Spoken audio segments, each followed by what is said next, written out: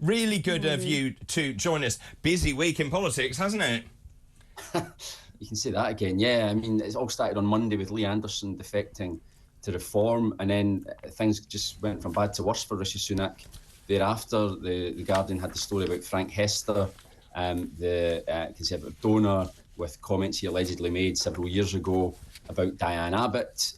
They completely failed to close that down, Number 10. Ministers were sent out initially to defend Mr Hester, and then eventually, after Kemi Badenoch then broke ranks to criticise him, Number 10 finally, at the 11th hour, really decided that, yes, his comments were indeed racist after all. So, yeah, it was a textbook example, really, of how not to deal with a political crisis. And it's really added to the mood of despair amongst Conservative MPs. Well, absolutely. I think this is a masterclass in how not to control the narrative. Now, you started off talking about Lee Anderson. There are a lot of comments about Lee Anderson's defection, and obviously it means Reform UK has its first MPs. I think it's OK for me to say there are other Conservative MPs who are, and not just Conservative MPs, who are considering their position and whether they may well join Reform UK. The Conservative Party really could have got on top of this, and in fact it's their fault, I think.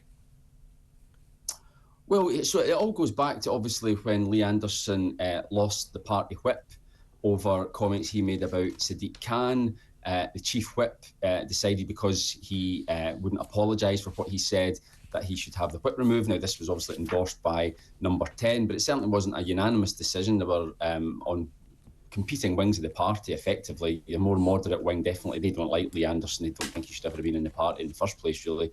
So they were quite happy to see him kicked out. Those on the right of the party thought that this was making a rod for Number 10's back. And lo and behold, I mean, it wasn't a well-kept secret, really, that Lee Anderson was certainly flirting with Reform. And it wasn't a great surprise when he did, in the end, jump ship. However, it's just such a bad look, really. I mean, this was a guy who was a deputy chairman. Exactly, yes.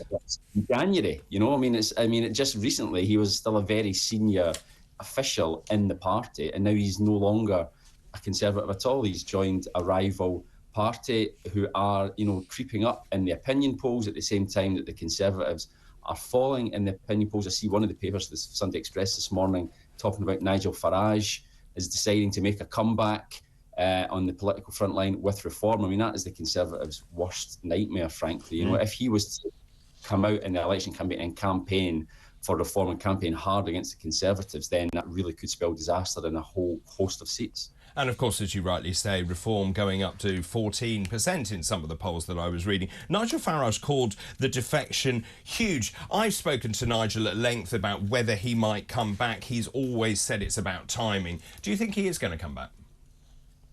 I think I can see him coming back to be the figurehead, perhaps, of Reform. I don't see him standing in a seat. He's tried that many times before unsuccessfully. So I'm not sure he can really face the hassle of that again. However, it's easy to say Nigel Farage will come back. They already have a leader in Richard Tice, who's a big figure. They have Lee Anderson now, who's another big figure, big egos. Nigel Farage, obviously, big figure, big ego. I couldn't possibly comment. If you have those three sort of competing for the limelight, that could potentially spell difficulties for Reform. So it's not quite as straightforward as just Nigel Farage coming back and taking control. There will be other people within Reform who might have a thing or two to say about that. So, but yeah, if they were to be able to find some sort of accommodation for him, and if he were to come back and, as I say, be the figurehead for Reform, then I think that could be really, really bad news for the Conservatives. I mean, I think James Cleverly rather shot himself in the foot, where he basically said Anderson had made a real mistake. Reform is not the answer. When you've got Lee Anderson saying, well, I actually am going to this party because they do believe in freedom of speech. They're just doubling down, aren't they?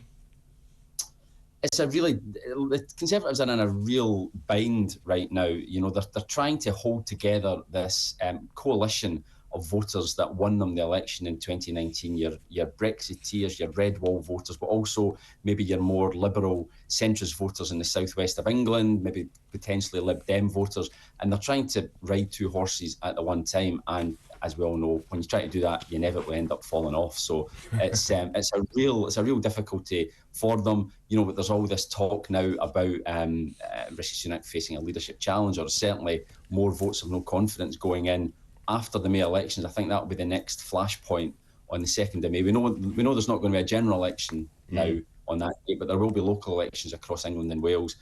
You can't speak to anyone in the Conservative Party who thinks that will be anything other than a complete disaster for the Tories. They could lose up to half the seats that are standing in that they currently hold in that election. And were that to happen, then I think that may well tip the balance for a lot of MPs who think, you know, things are so bad, maybe changing leader might just be the sort of nuclear option. It might be mad. It'll be the 4th Prime Minister since the last election, which is crazy. But they're in such a gloomy state at the moment. They think they'll try anything, because right now they think they're heading for a calamity come the general election. So why would they wait for the locals? Is it to say, is that the proof is in the eating of the pudding thereof? So, i.e., we've done so badly, he has to go.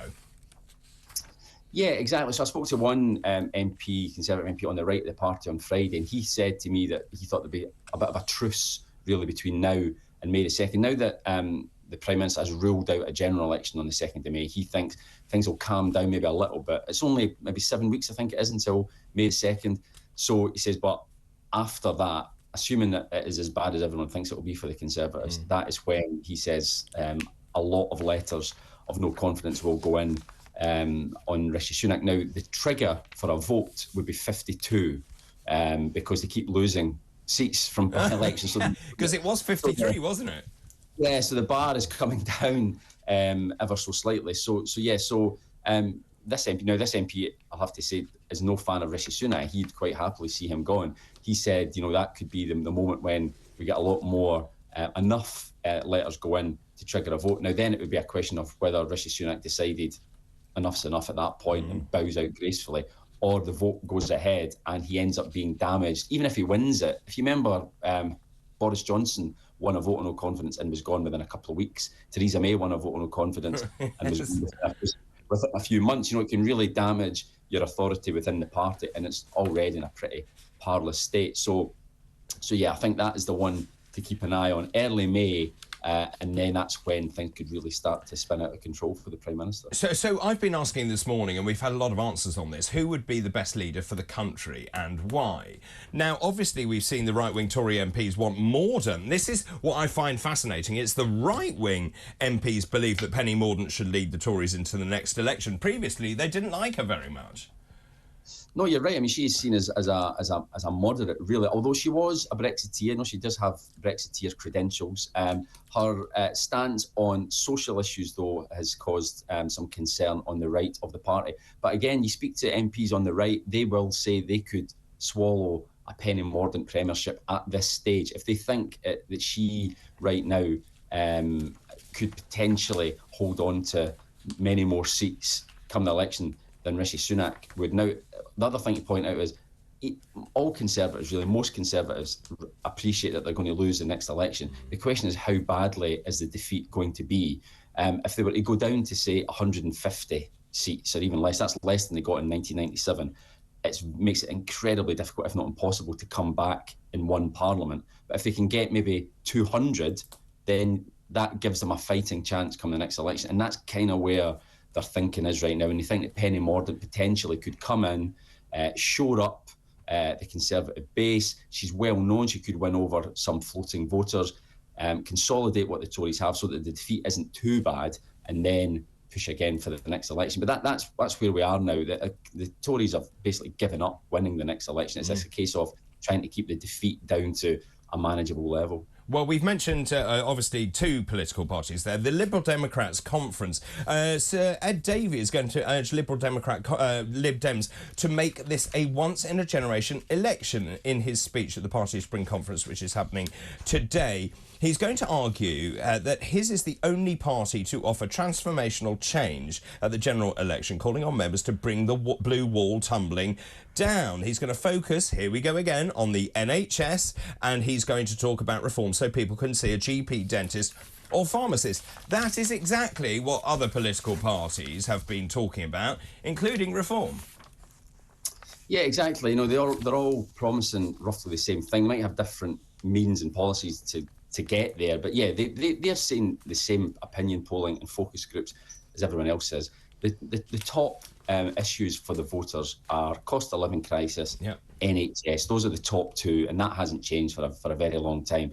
So the Lib Dems, they're obviously trying to jump up and down, make a lot of noise. But if you look at the opinion polls, they're really not making much headway at all. I mean, I think they will gain seats, as I said, those seats in the southwest that went Tory at the last election. They've got a good chance of winning quite a lot of them back. They've performed very well in by-elections, but yeah, I think I don't think they're even realistic coalition partners for the Labour Party. I don't think Labour will need a coalition partner, to be quite frank.